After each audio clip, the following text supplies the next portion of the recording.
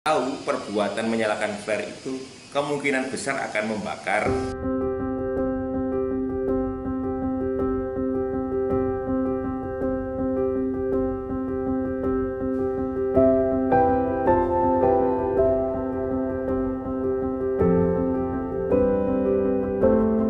Saya kira penyidik juga harus mendalami kemungkinan ada kesengajaan, ya.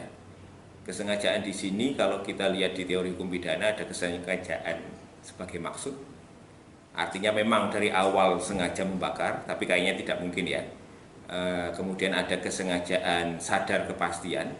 Dia tahu kalau misalkan pasti, dia tahu dengan pasti meyakini kalau dia main api di hutan itu, di padang itu, dia akan membakar. Nah, itu sengaja sadar kepastian. Atau sengaja sadar kemungkinan. Kalau sengaja sadar kemungkinan, dia tahu perbuatan menyalakan flare itu kemungkinan besar akan membakar Taman Nasional. Makanya saya kira itu juga bisa dikenakan pasal 78 ayat 3, ya. Paling lama 15 tahun ancaman pidananya, atau denda paling banyak 5 miliar rupiah.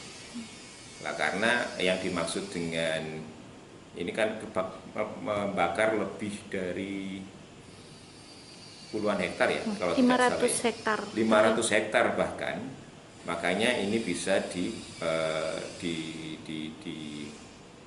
dikenakan pasal itu. Selain itu, saya kira juga bisa ada kemungkinan ini pasalnya memang aturannya sangat umum begitu ya.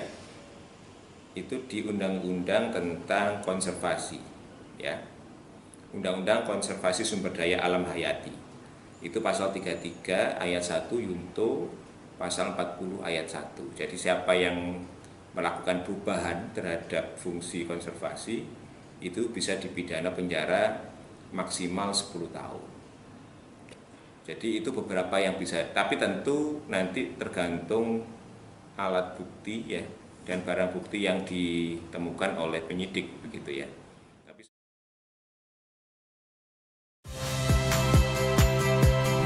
Saya Rahmat Ibrahim.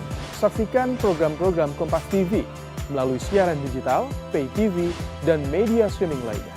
Kompas TV, independen, terpercaya.